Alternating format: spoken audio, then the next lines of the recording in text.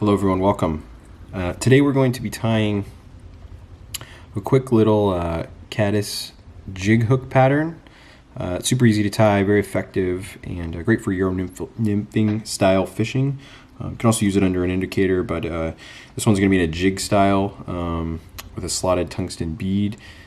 So it'll be good for, kind of like an anchor type fly. So to start with, I'm going to be laying down a little bit of lead wire in .015. And we're looking for 6 or 7 wraps of this, and we're gonna get our bead up here, and once we get it there, we kind of use a little pressure with our finger and push the wire and just sort of work the bead back and forth and kind of use the wire to really get in there and set the bead almost without any thread needed here. Should kind of hold that in place. Okay, so the first thing we're going to be doing then is we're going to lay down or after we get our lead laid down, we're going to lay down some thread. I'm using UTC 140 in a fluorescent chartreuse. I'm going to start this just behind the lead.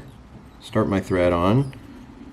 Get everything locked down here. Clip that off.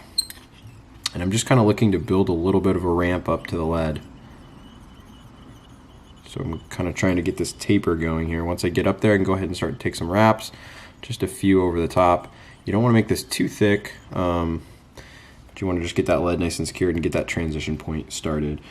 So for the next material, I'm using clear tubing. This is midge size tubing, just looks like so. You can use like a green or other colors. You want to start this right behind the lead. Idea here being, continuing that transition down. Put a little pressure on it, pull it as you pull it back, and wrap clear down to the, really to the curve, to where the curve of the fly starts. Once you have that in place, go ahead and we're going to just kind of look to smooth everything out.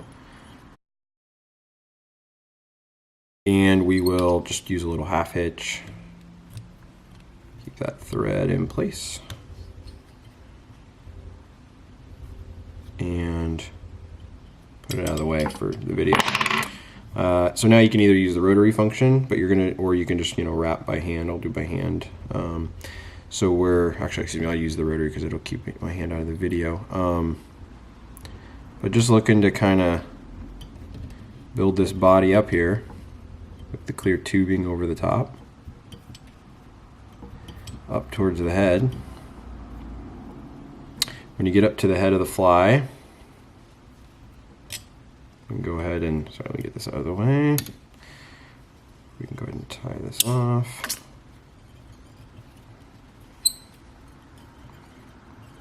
Couple in front, couple behind. Pull that and clip.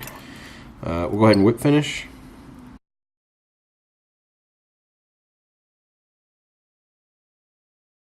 Then we're going to switch threads to a black. We're using black UTC 70.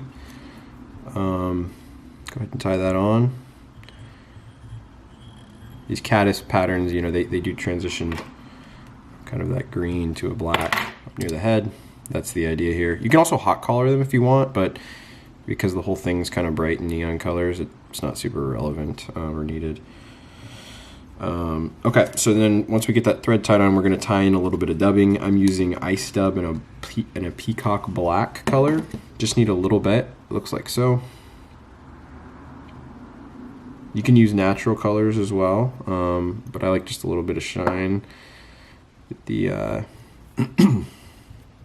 ice dub provides. And again, less is always more on these flies with the dubbing. Don't need a lot. So just looking for maybe 2-3 wraps. Get that all locked down. Whip finish one more time here. This time go ahead and get, 4 or 5 turns maybe. Secure that in place. Oops, nicked my thread there. Clip your thread, ideally, then nicking it, and voila. So this is just a cool, quick little Caddis pattern. You can fill your box up with it. You know, all those different sizes. I would go anywhere from like a 12 up to 16 or so for caddis. You know, depending on water speed and other things, like how heavy you want them. You can add weight like we did. I think it provides a nicer taper. You don't have to add weight if you want them to be a little bit lighter. And yeah, super quick, easy to tie. Let me know if you guys have any questions. I'll be sure to post the materials down below in the notes, and go ahead and give it a try.